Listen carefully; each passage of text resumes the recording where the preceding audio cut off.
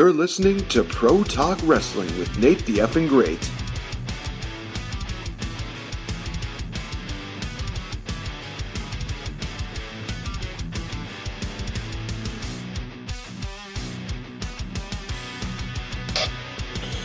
What is up, you guys? This is NateFNGreat. Welcome to another edition of Pro Talk Wrestling, of course, here on Spreaker.com, among so many other great things like iHeartRadio, Spotify, SoundCloud, YouTube, and Google Podcasts. I do apologize for the noise in the background. I got a couple of dogs that are just going to be absolutely noisy because the fact is that there's somebody out there right now. So, with that being said, let's talk about wrestling this week. Really, honestly, to sum up Raw and SmackDown this week, we only had matches that were added up to the new Saudi Arabia show. Of course, a lot of people know that they have the Super Showdown going on. Their big matchup. I'm going to start right here by saying this. That they are advertising it to be a bigger show than WrestleMania. Honestly, if they're basing it off of one match, that being Goldberg versus The Undertaker, that is a bad thing. Because you can't just base an entire event on one matchup every single time. Because people want to have that variety. We're in a day and age where you can't just have one single deal. Otherwise, what's going to end up happening is that people are just going to get bored. They're just going to be like, oh, well, everything else is going to suck.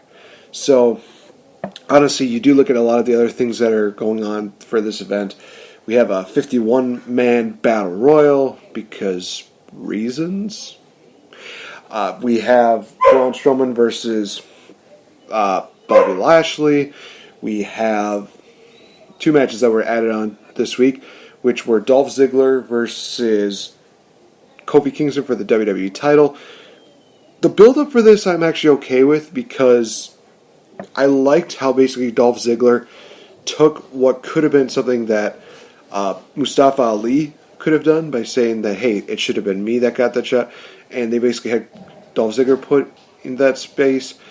But I can also understand the fact that it makes more sense to have Mustafa Ali be the one to say, hey, this was supposed to be my spot, instead of Dolph Ziggler, because it was supposed to be Mustafa. Mustafa was supposed to be the one who took that spot, who took the WWE title match, where he was supposed to be in the chamber. He was supposed to have what Kofi was going on, but Kofi Kingston filled in, and Kofi Mania went wild. So, to kind of be one of those situations where you see it is supposed to be like a realistic story, but when you look at it, it's one of those things where it's like, no, this should have been somebody else. It's just one of those things where it's like, well, it's just kind of quote-unquote lazy writing. It's like copy and paste, take out this person's name, put it in there. I still like it. I like the chemistry between Dolph Ziggler and Kofi Kingston. They put on some really great matches. However, I just do not like the fact that it's just kind of abrupt, and with them having the big event, a week away, it's just, what the heck. The only other matchup that they had for this event was Roman Reigns versus Shane McMahon, because this apparently needed to happen. I don't get it. Obviously, with Shane winning at Money in the Bank, it was time for him to kind of quote-unquote move on, but then he decided, no, I'm not quite ready to move on because I need to give a coast-to-coast to The Miz, so they're going to continue that feud. But they're just going to have Roman Reigns put in here because reasons? I don't know. I really just do not know. It's just so dumb. I'm not looking forward to this Saudi Arabia show. It just makes absolutely no sense. But I will say the best thing that came out of these two shows, Raw and SmackDown, was the introduction of a new championship belt. The 24/7 title belt that was brought on by Mick Foley. So basically, what this was is it's a knockoff of the Hardcore title. The only difference here is that the Hardcore title was, an old WWF title that got smashed and bashed and just absolutely wrecked.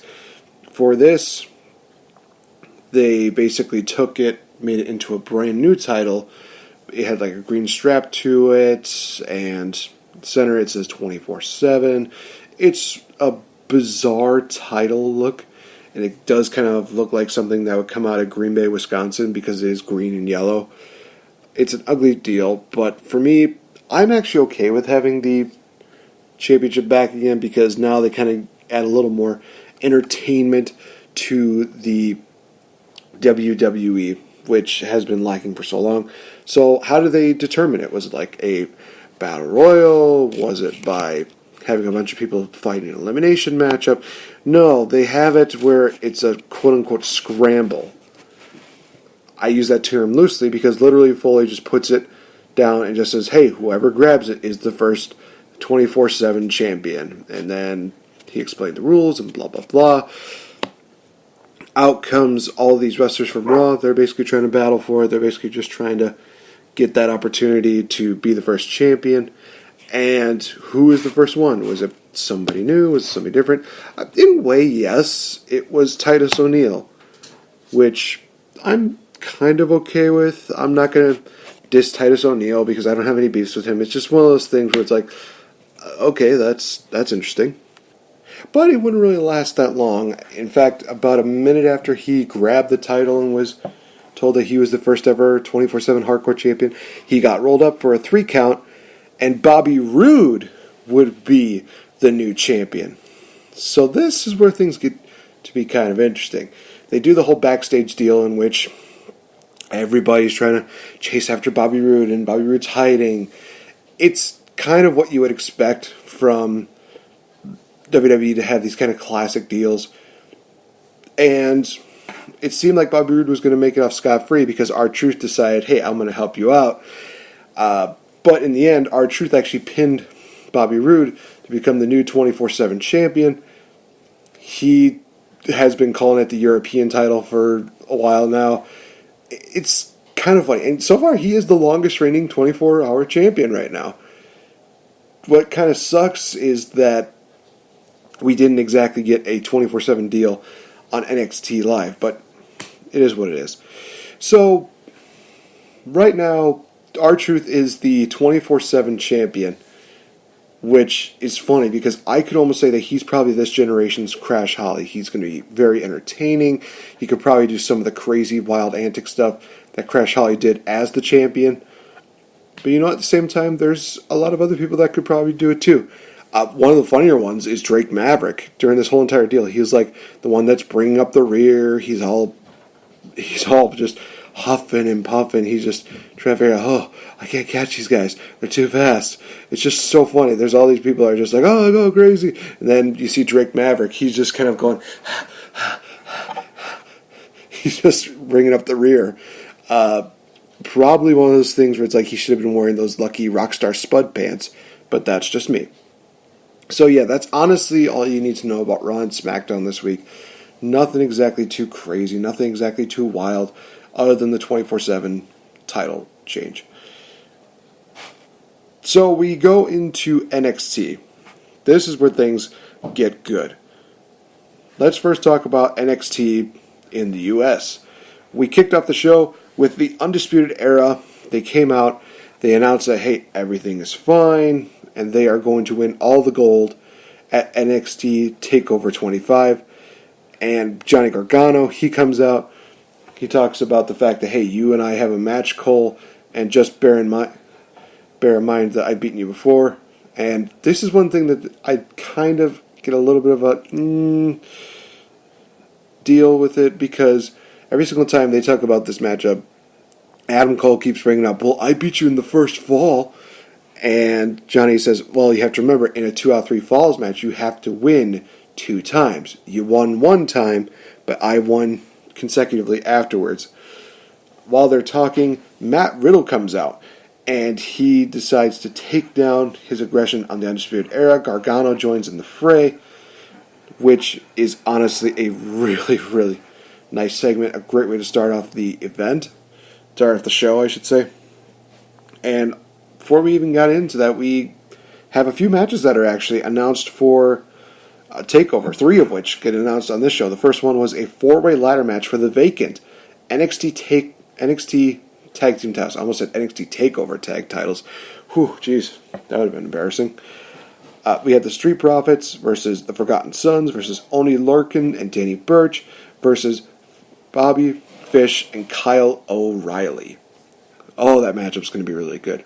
8 guys battling for a championship. It's going to be great. We get the first matchup, which is Sean Maluda taking on Mansoor, I believe it was. It was Mansoor. I think it might have been Mansoor now that I think about it. Mansoor. It was kind of interesting. Mansoor has this kind of very fast-paced style to it. This is kind of somewhat of a basic matchup, but it does kind of pick up a little bit in between every now and then. Sean actually hits this beautiful top rope code breaker, which just looked brutal. And we see the finish with Mansoor hitting a lifting reverse DDT, but he actually rolls it into a cutter. I call it like the reverse curtain call that Goldust used to do, where he did that suplex neck breaker. So that's how he fixes the victory. It was a nice deal, and I think Mansoor is going to definitely be a really good asset when it comes to NXT. Next up, we have the Undisputed Era talking to Regal. It gets heated because I think it was Kathy Kelly was on the outside. All you hear is screaming from Regal's office. Undisputed Era leaves. Regal comes out, and what's really cool is that he gets very hot, but then he finds a way to just get dignified. He just gets asked a question, hey, can you tell us what's going on with the Undisputed Era? And he went from like being pissed off to just be like, certainly. William Regal is so OP. So Regal announces that another matchup that's announced for TakeOver is Matt Riddle and Roderick Strong. That the main event of the show would be Riddle and Gargano versus Fish and Riley. This was cool. That was cool.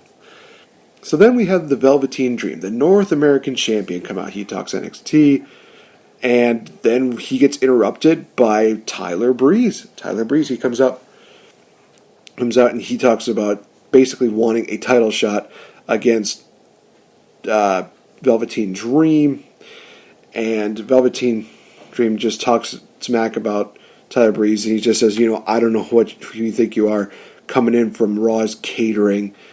And he says this really good line where he basically just says, you want to know where he is? You want to see where the line is? The line for you, you see where that line is? It starts back in the parking lot. So definitely not giving Breeze the credit that he deserves. And Tyler Breeze and Velveteen Dream are looking to take a selfie because Dream is just thinking, oh, well, I won't let you leave empty-handed. I think it'd be cool if we do a selfie. And then Tyler Breeze is about to get ready to do the selfie. We see it on the Titantron. And what's really kind of funny is when Dream has this line where he basically just says, one more piece of advice. When you have your phone number on the side of your trunks and no one calls, that means that no one is interested. And we see Tyler Breeze hit Dream in the face with the phone. And it is kind of one of those situations where it's like, okay, maybe that was kind of real. Because you go from like the clear, crisp phone picture to just the screen just being completely staticky and stuff like that. But they make the matchup. It's Velveteen Dream versus Tyler Breeze for the North American title at NXT TakeOver. One thing I really liked about this was that they have Tyler Breeze call himself the NXT OG. And he's back to doing, the Prince Pretty deal. He's got a new kind of jacket, new kind of attire. Talking about how Prince Pretty is definitely going to make an impact in NXT again. I'm looking forward to this. I'm looking forward to this matchup. It just says we're going to get a really good matchup between the two of them. I mean, if anything that we learned from Tyler Breeze and Ricochet is that Tyler Breeze can still go, I am expecting nothing less from this matchup between Dream and Tyler Breeze. So we go on to the next matchup, which is Candice LeRae taking on Rena Gonzalez. I will say this, that Gonzalez actually had a cowbell with her, which is a nice touch since she is from Texas. She had kind of like the jean-like, what do I call it? Jean-like chaps, I guess you could call them. She actually towered over Candice Like, I was very surprised by that. She definitely had like this very strong powerhouse, but also a very physical presence where she did do a lot of the clubbing blows and stuff like that. Candice tried doing like a schoolgirl, but Rena was able to counter that.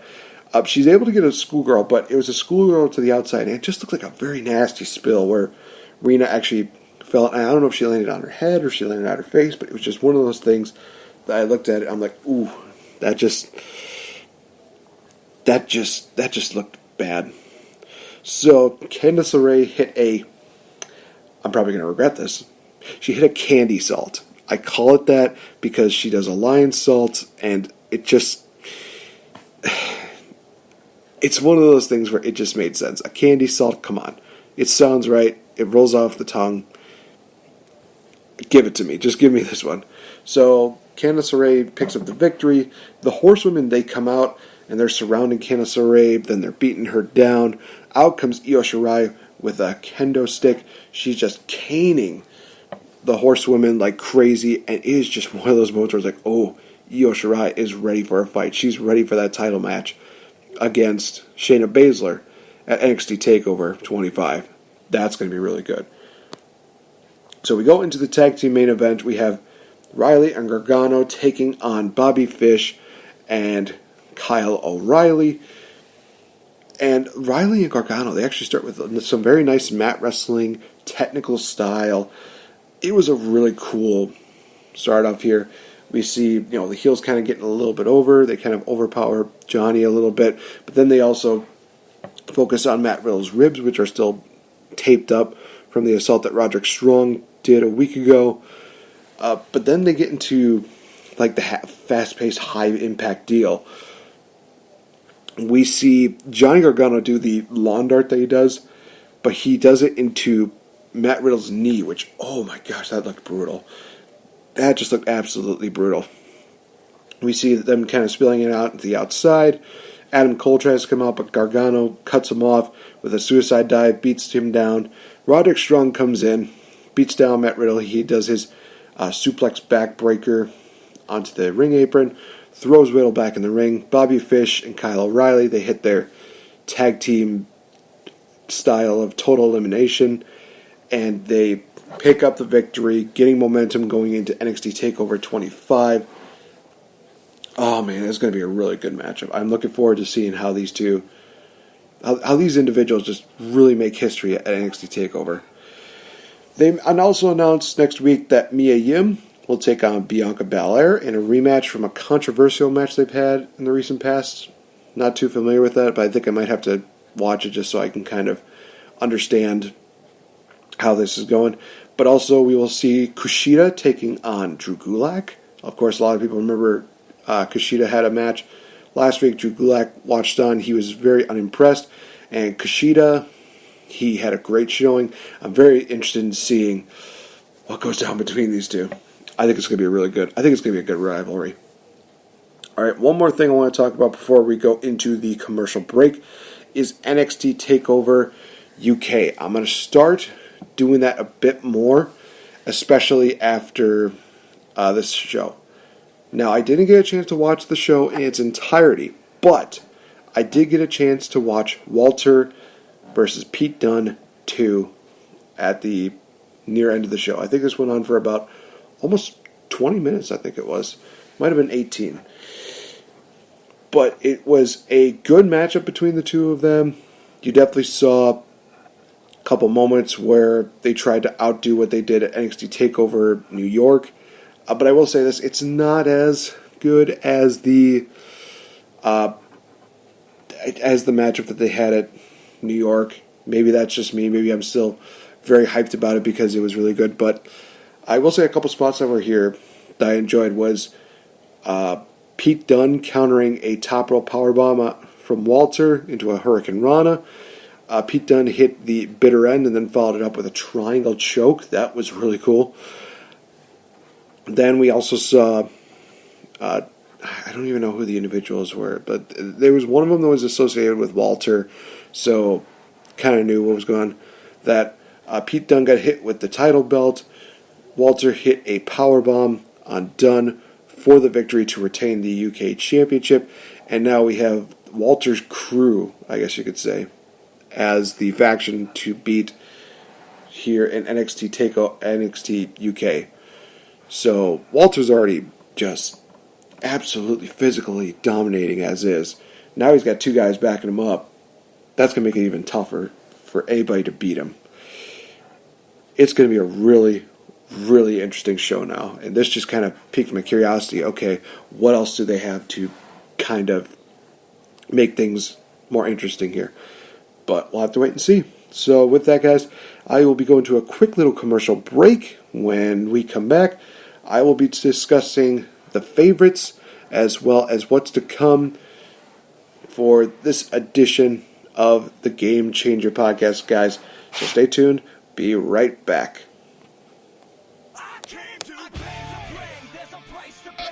Hey guys, this is NateFNGreat. Hey, have you ever wanted to be a champion but can't seem to really find the money and the time to get a championship belt? Well, you know who's a really good friend of mine? AJ from AJsBelts.com.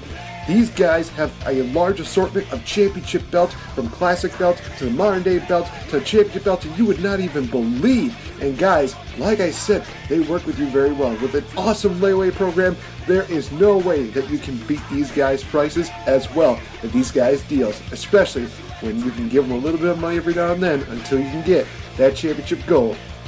Coming from a guy who's a champion and a game changer, I'm indeed NateFNGreat. I'm representing AJsBelts.com, proud friends of the Game Changer podcast.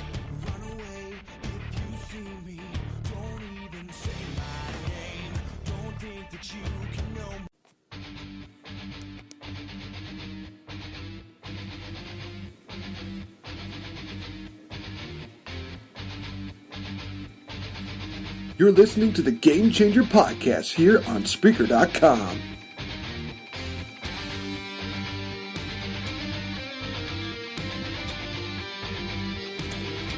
What is up, you guys? This is NateFNGreat. Welcome to this edition of Pro Talk Wrestling as part of the Game Changer podcast. Of course, guys, I'm trying to do this deal where I do more recordings on Thursday. Thursday is going to be more of my days that I do these recordings, especially when I go into the transition into the big leagues, and it's going to be an absolute war, to say the least. Now, with that being said, let's actually go over a little bit more of what's to go on for this week. Definitely this weekend is Double or Nothing from AEW. It's already going to be an absolutely crazy show. And for those of you that are curious, definitely check out the AEW prediction show that I did with Mr. Fretz, where we are doing another prediction battle. It's going to be an absolutely can't miss show. Also for this week, I think it's not going to be too crazy other than that. I will definitely do a review show for the AEW Double or Nothing show immediately after the show ends. Definitely don't want to miss out on that. Next week, of course, is the Saudi Arabia show, but also NXT TakeOver 25. You definitely do not want to miss out on that show. That is going to be a really good show. That is going to be just awesome. Alright, so now obviously it is a bit of a tradition for me to do this. For the last few weeks, I've definitely been talking about favorites. Favorite wrestlers, tag teams, women's belt, everything like that. Now it's time to go into, we're at the number 12 spot as far as who's the favorite wrestlers. And for the number 12 tag team is the Young Bucks. Young Bucks I've really enjoyed watching because these guys just absolutely deliver every single chance that they get. They came up with, the whole super kick party because they just super kick like crazy. When they started off in Impact Wrestling as Generation Me, I don't think we really cared too much about them until they turned heel. Then they turned into like something absolutely awesome. Then they kind of evolved from Generation Me to the Young Bucks, and they have now become one of the greatest tag teams of this generation, putting on great matches with people like the Hardys, with, again, the Morrissey Machine Guns. They will just continue to really create some great matches, and there's no doubt in my mind that when it comes to this weekend at AEW, we're going to see them and the Lucha Brothers just killing it. It's going to be an absolutely can't-miss matchup. Could even be match of the night. keyword could, because we still get Omega versus Alpha 2. For female, I have actually chosen Zelina Vega, or as I know her as Thea Trinidad. This is because she is a woman who started off as, I guess you could say, kind of an extra when she was a part of the Mexican America deal in TNA, but she has grown and she has become something even more since then. From that deal to her deal in WWE, I got the chance to meet her in between there. She is an absolutely sweet person. She is absolutely a kick-ass manager as well as a wrestler.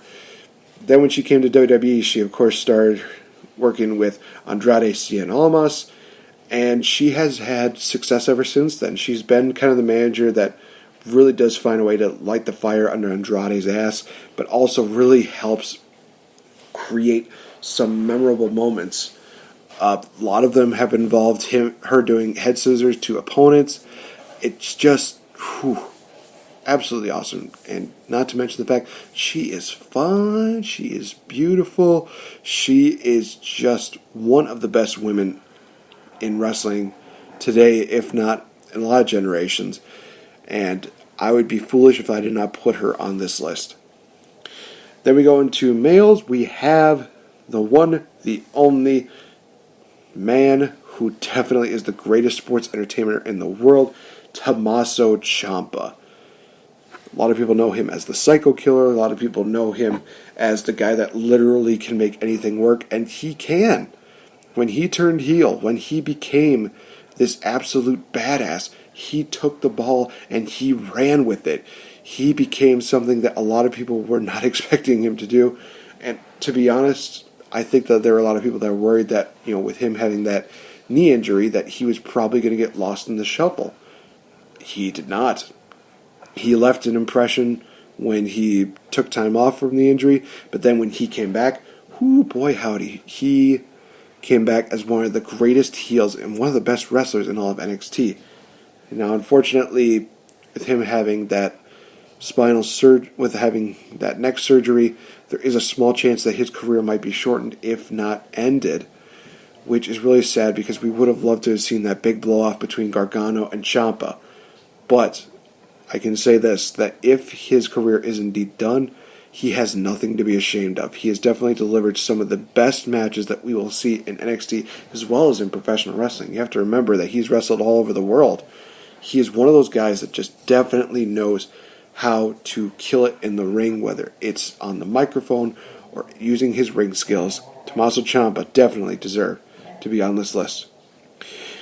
Then we move on to favorite match of 2007. Last week I talked about the Royal Rumble matchup from 2006 in which Rey Mysterio won it to go on to WrestleMania and win the world title. This one is from WrestleMania 23, and it's The Undertaker versus Batista. Now remember, when I do this list, it's based on my favorites. It's not based on any other lists other than my preferences. So, why do I enjoy Batista versus The Undertaker? Especially this one, because you have to remember that ever since he won the Royal Rumble during that year, Undertaker definitely was one of those guys that was a top-tier talent. And he had such a presence over Batista, who a lot of people still thought that he was a bit green and that he probably was not getting the experience that people would have liked for him to get. But he not only exceeded when he had these matches with The Undertaker, but he definitely delivered some of the greatest moments in some of the rivalries around here. So, like I said, let's backtrack again. Undertaker won the Royal Rumble, so he had to choose which champion he was going after. It was either going to be WWE Champion John Cena, ECW Champion Bobby Lashley, or the World Heavyweight Champion Batista. Now, I will say this, that the week that he won the Royal Rumble, he actually pulled a major shock for a lot of people, because he appeared on all three shows in that week. He appeared on Raw to look down at John Cena. He appeared on ECW to look down on Lashley. And then he, of course, looked at Batista Then they have the decision day, D-Day, I guess you could call it, where Undertaker had to choose. He looks at everybody. He goes from Cena to Lashley to Batista. It looks like he's going to go right back to Cena maybe, but then he looks right back at Batista. He does the cutthroat deal to signify that he has chosen Batista to be the next victim for to fight him at WrestleMania for the streak. Now, this is where things get to be a little bit interesting, because then when Shawn Michaels became the number one contender for the WWE title, Vince McMahon, this is one of those times where I think a lot of people are thinking, okay, he's gone a little crazy. They decided, hey, we're going to pit WrestleMania main event against WrestleMania main event. We're going to have Cena and Michaels take on Taker and Batista, in which, during the matchup, everything seemed to be fine, but then Batista's just like, you know what, I'm going to send a message. Spinebusters The Undertaker, costing them the match. And I will also say this, that they had a rematch for this tag match a few weeks later in Chicago, which I actually attended, and that was an awesome matchup.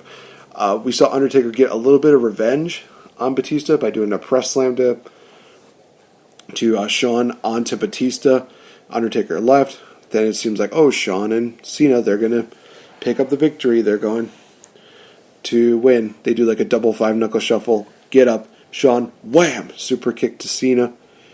Batista covers Cena for the 3 count. They go off on their deal. We go to Undertaker and Batista. Really good matchup. In all honesty, I think that was match of the night, in my opinion. I would even say that it was a tad bit better than Shawn Michaels versus John Cena. I'm willing to state that. These guys definitely threw everything they had at each other. We saw classic Taker flying through the air. We saw Batista doing a power slam to The Undertaker through an announce table.